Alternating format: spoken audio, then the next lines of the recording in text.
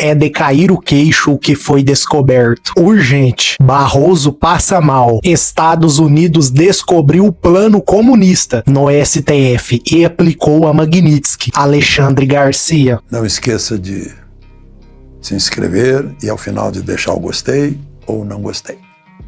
Como poder político e não como juízes, ministros do STF passaram a dar entrevistas, expressar opiniões que antecipam sentenças.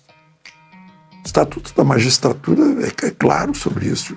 Jamais juiz pode sair a falar por aí antecipando as suas opiniões sobre casos que todo mundo conhece. No caso aí, Bolsonaro, 8 de janeiro. O Congresso, casa política, encolheu-se, mal conduzido.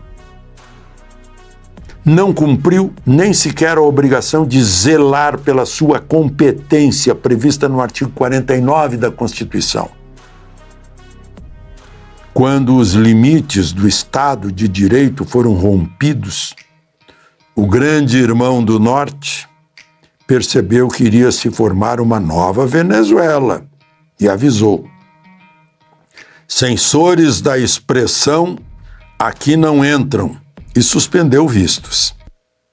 Depois decidiu que quem fere direitos humanos básicos merece a Magnitsky.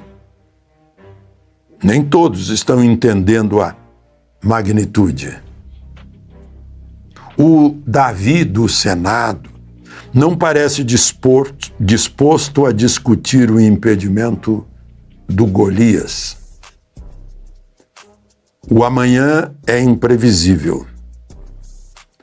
O Brasil já cruzou o Rubicão do império da lei e afunda nas areias movediças da outra margem, a do império do arbítrio, onde estão se perdendo segurança política, econômica, jurídica e direitos individuais básicos.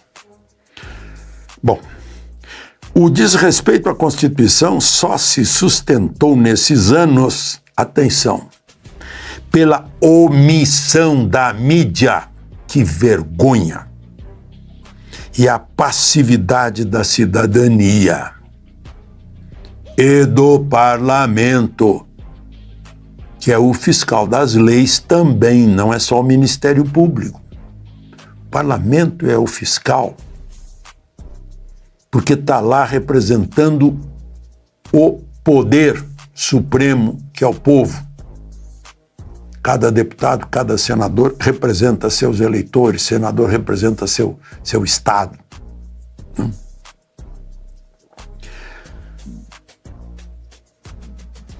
E se instalou ante o perjúrio é aquele que não cumpre o juramento, dos que se comprometeram solene e publicamente guardar e defender a lei maior.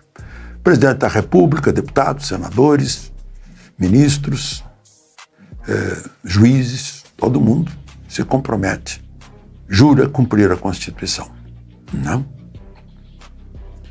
O julgamento de Dilma foi o significativo começo disso tudo, dessa queda ladeira abaixo. Lá, o presidente do Supremo permitiu ou sugeriu rasgar o parágrafo único do artigo 52 e o Senado referendou, na sua maioria. Juntos traíram seus juramentos e a própria Constituição. Quem usou o verbo trair para eles, eu me inspirei no primeiro que usou, foi o doutor Ulisses, no dia da promulgação, que disse: quem trai a Constituição é um traidor da pátria. Triste profecia do doutor Ulisses. Passado aquele boi do julgamento da Dilma, passou a boiada. O Supremo criou o inquérito do fim do mundo. Eu pus aí, entre aspas, que esse título, respeite-se o direito de autoria, é do ministro Marco Aurélio. Sem Ministério Público, iniciou um inquérito sem Ministério Público e com ele agiu como vítima, polícia, promotor, juiz, executor. E foi uma caixa de Pandora. Caixa de Pandora, lá na mitologia grega, de onde saíram todos os males do mundo, foi abrir, foi ter a curiosidade e os males saíram. Saiu de lá os males do Brasil. Saíram de lá. Fez censura e censura prévia, legislou e, enfim, foi desviado da guarda da Constituição e declarado tribunal política pelo seu próprio presidente Barroso. Não sou eu que estou dizendo. O presidente Barroso que disse pela primeira vez que foi feita essa transformação, que isso, segundo ele, seria um progresso. Com isso, invadiu os outros poderes. Bolsonaro foi impedido de escolher seu chefe de Polícia Federal pelo Supremo. O Supremo chegou a determinar quantas gramas de droga a pessoa poderia carregar sem incorrer em crime. Isso é com o Congresso. O Imposto sobre Operações Financeiras, o IOF, declarado ilegal pela maioria do Congresso, foi ressuscitado como legal pelo ministro Moraes. Versus Congresso. Mais forte que Congresso. O Brasil foi desorganizado e precisou de uma gota de Magnitsky, pingada do norte, para acordar alguns que dormiam em berço esplêndido, como a OAB, a Ordem dos Advogados do Brasil, e parlamentares, e até alguns do Supremo, para perceber que desandávamos por uma rampa escorregadia em direção a profundezas muito perigosas. Esse pessoal não está percebendo. Agora em Porto Alegre, conversei com o brilhante deputado Luiz Felipe de Orleans e Bragança, né, e ouvi dele as preocupações que são aquelas que eu já falei aqui, dando exemplo do que aconteceu na França. Que o rei pensava que era só uma revolta, era só uma crise, e acabou dando a revolução que levou à guilhotina, Luís XVI, né? Acabo de ouvir uma palestra de um brilhante constitucionalista a nos lembrar, olha, que Luís XVI, reagindo ao que pensava ser apenas revoltas, mas quando percebeu a realidade, era a revolução a cortar cabeças, inclusive a do rei.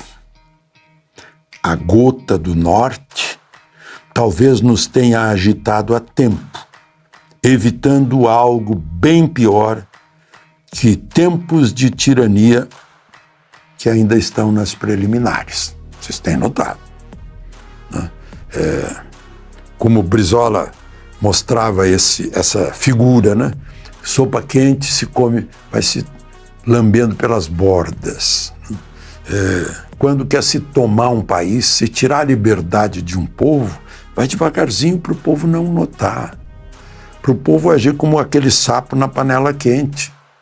A panela vai esquentando devagar e o sapo não nota o aumento da temperatura até que morre assado, né? Morre na fervura da água, né? Esse é o problema. A frase não é minha, é uma frase usual. O preço da liberdade é a eterna vigilância. Lá nos meus tempos de jovem, era o almirante Penaboto que dizia isso. Mas acho que ele tomou isso, eu não sei se foi de Thomas Jefferson, foi um desses próceres da nação americana.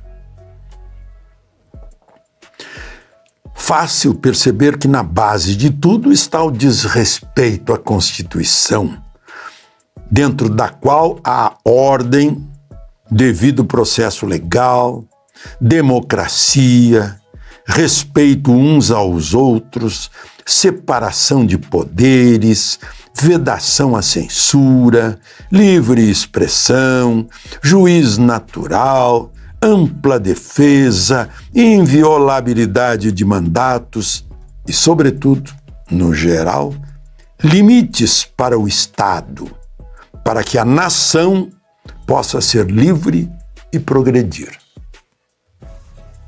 O Estado está a serviço da nação. O Estado não existe para atrapalhar a nação.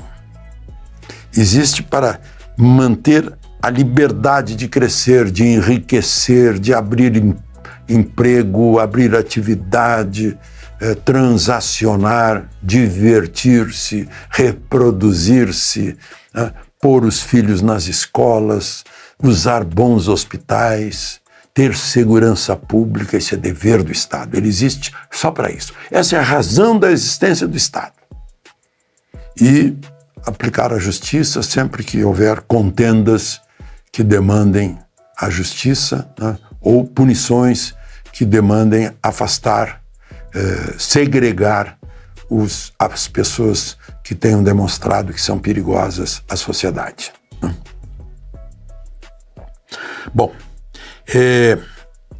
fora da Constituição é selvageria e tirania. Vence a força e não o direito, e não a justiça, fora da Constituição.